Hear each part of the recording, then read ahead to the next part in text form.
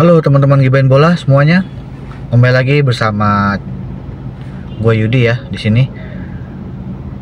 Baik teman-teman, kesempatan kali ini Gibain Bola akan membahas ya tentang dua pertandingan kemarin di babak ketiga kualifikasi Piala Dunia 2026 teman-teman.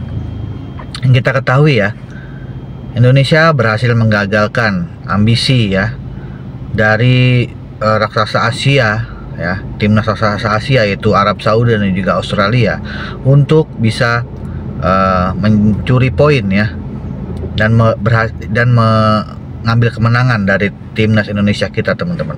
Yang kita ketahui kemarin ya, pada tanggal 10 September ya di Arab Saudi kita berhasil menahan imbang Arab Saudi dengan skor 1-1 lewat gol Ragnar Rotmangun ya. Dan di GBK kita berhasil menahan imbang 0-0 lawan Australia ya.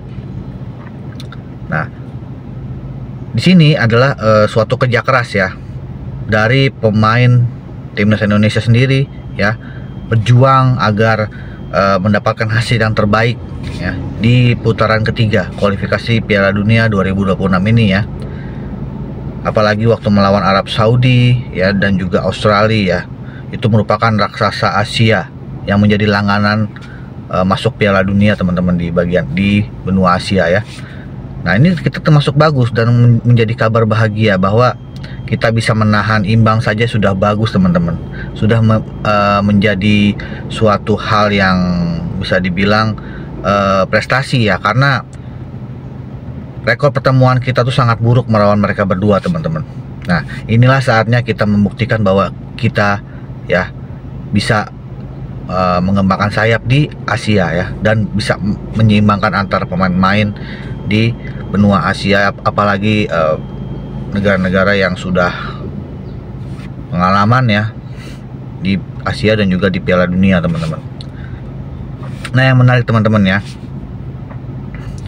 di partai pertandingan melawan Arab Saudi itu kita sudah dibela oleh penjaga gawang yang sangat luar biasa, yang menjadi idola baru bagi supporter timnas Indonesia dan juga masyarakat ya Indonesia yang menyaksikan pertandingan kemarin dan mencintai timnas Indonesia ya, yaitu Martin Paes teman-teman. Ini Martin Paes sangat luar biasa ya, menunjukkan levelnya dia ya, menunjukkan skillnya dia, pengalaman dia di Eropa, dan dibawa kemarin ke pertandingan melawan Arab Saudi teman-teman di Arab, dan juga melawan Australia di kandang kita di GBK teman-teman. Nah, yang paling menarik juga ya, melawan Australia ini kita dikepung habis-habisan, hajar habis-habisan oleh Australia ya, dan kembali lagi Martin Paes menjadi penyelamat dengan melakukan save yang bisa dibilang dua penyelamatan save yang krusial teman-teman, yang menjadikan Australia sangat frustasi dan juga sangat susah untuk membobol gawang kita dan mencuri kemenangan dari timnas Indonesia sendiri teman-teman.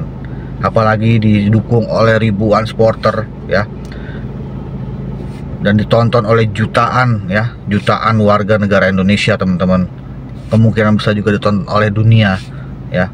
Itu akan membantu memacu semangat ya JIS dan kawan-kawan ya bertanding melawan Australia, dan hasilnya kita sangat menggembirakan ya, menahan imbang Australia dengan 0-0. Walaupun kita kalah dalam ball position, tetapi dengan adanya JIS sebagai kapitano ya, itu sangat membantu sekali ya untuk bisa menahan imbang Arab Saudi dan juga Australia di pertandingan pertama dan kedua babak ketiga kualifikasi Piala Dunia 2026 teman-teman. Sinteyong sebagai pelatih kepala ya, melawan Arab Saudi dan juga Australia, dan di putaran pertama dan putaran kedua pun dia selalu memakai formasi 3-4-3 teman-teman. Inilah formasi yang menjadi andalan Sinteyong dan menjadi kesukaan Sinteyong ya, sewaktu melakoni laga-laga baik laga persahabatan di Piala Asia maupun di kualifikasi Piala Dunia 2026 ini teman-teman ya. Karena 3-4-3 ini adalah formasi di sepak bola modern sekarang teman-teman. Banyak banyak negara, banyak tim-tim, banyak klub-klub yang memakai formasi ini teman-teman. Tetapi ya, walaupun formasinya sama, tetapi cara bermain dan strategi mereka berbeda-beda teman-teman, dan penempatan pemain pun berbeda-beda. Nah, yang kemarin kita bahas melawan Australia ya, ini ada momen menarik teman-teman ya, yang diterapkan oleh Sinteyong sendiri teman-teman. Yang pertama adalah dimasukkannya Wahyu Pras teman-teman. Kita ketahui Wahyu Pras ini walaupun dipanggil Sinteyong di skuad ya timnas Indonesia, tetapi di eranya Sinteyong dia baru bermain 2 kali ya di masa eranya Sinteyong, dan yang kemarin adalah pertandingan ketiga ya. Tetapi yang kemarin adalah pertandingan resmi dia di FIFA, yang pertandingan yang sangat luar biasa ya. Momen-momen dari Wahyu Pras sendiri ya, karena melawan sekelas Australia ya, yang pertandingan tersebut ya menjadi ajang prestisius bagi Wahyu Pras sendiri, karena momen tersebut adalah untuk mengejar impian kita menjadi bagian dari negara yang lolos ke Piala Dunia 2026 teman-teman ya. Wahyu Pras sendiri ya di babak kedua menggantikan peran dari Sandy Walsh teman-teman. Yang Sandy Walsh kita lihat ya sering dijegal oleh pemain Australia ya, sehingga sedikit mengalami masalah di dengkul kalau nggak salah itu kemarin. Jadi makanya dimasukkanlah Wahyu Prasetyo menggantikan Sandy Walsh ya, dan menjaga pertahanan dari timnas Indonesia itu sendiri teman-teman. Nah, kenapa dimasukkan Sandy Walsh ini teman-teman? Kan di situ di posisi kanan masih ada ya Asnawi Mangku Alam teman-teman. Nah, Sinteyong ya tidak memasukkan Asnawi Mangku Alam karena ingin fokus bertahan teman-teman. Ya, kita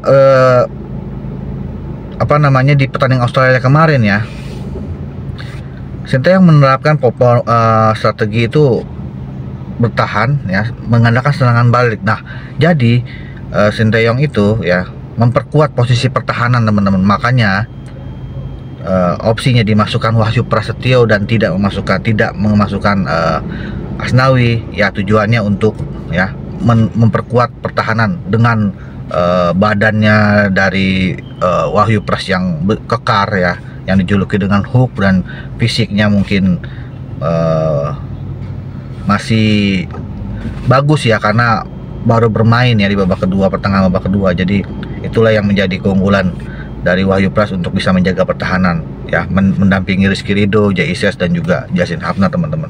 Dan kita juga lihat menariknya juga dia ya, Wahyu Prasetyo ini ada momen pemain Australia itu mendapat kartu kuning dengan ulahnya dia teman-teman. Nah, dia berlari ya melewati pemain nomor 7 dari Australia ini, sehingga pemain nomor 7 dari Australia ini mendapatkan kartu kuning ya. Banyak yang menduga-duga kenapa diturunkan Wahyu Prasetyo ya, kenapa tidak diturunkan Asnawi atau diturunkan mungkin Ferrari. Nah, inilah ya kecerdikan Sinteyong ya. Sinteyong ini pelatih yang tidak terbaca teman-teman ya. Apapun bisa terjadi, apapun bisa dilakukan oleh Sinteyong teman-teman, tanpa tidak diduga ya oleh kita sebagai pencinta sepak bola dan juga penonton sepak bola. Jadi apa yang diterapkan Sinteyong membuat kita dan juga netizen tuh kaget dan meragukan ya kualitas dari Wahyu Prasetyo.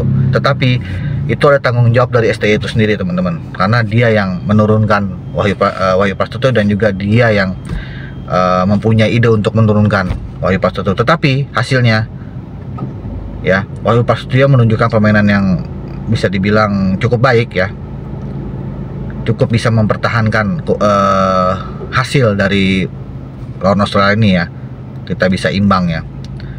Nah, ini merupakan suatu pembuktian bahwa Wahyu Prasetyo ini dipanggil ya ingin membuktikan kualitas ya, dan bisa bersaing dengan back dari timnas Indonesia sendiri ya, seperti ada Jay Ises, Rizky Ridho, Justin Hapner ya, dan juga ada Sandy Walsh ya, dan bisa juga ada di situ Asnawi Mangko Alam, Ferrari ya.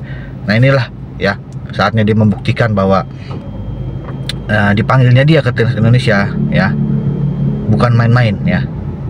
Dia harus menunjukkan bahwa dia bisa bersaing, dan terbukti kemarin STI mempercayakan Wahyu Prasetyo untuk turun melawan Australia teman-teman, dan itu membuktikan bahwa dia membayar kepercayaan dari Sinteyong sendiri ya untuk menjaga pertahanan timnas Indonesia agar tidak kebobolan ya sampai dengan menit terakhir melawan Australia teman-teman ya. Dan yang kedua yang menarik juga ya, diturunkannya Pratama Arhan. Nah mungkin Pratama Arhan bagi kita ya itu tidak kaget kalau Pratama Arhan diturunkan di babak kedua menjadi super sub. Tetapi yang bikin kita heran, kita kaget yaitu Pratama Arhan ditempatkan di posisi yang tidak sewajarnya, yang selalu ya dimainkan oleh Pratama Arhan ini, yaitu winger kiri ya, penyerang kiri teman-teman. Nah dia menggantikan posisi ya, dia menggantikan posisi dari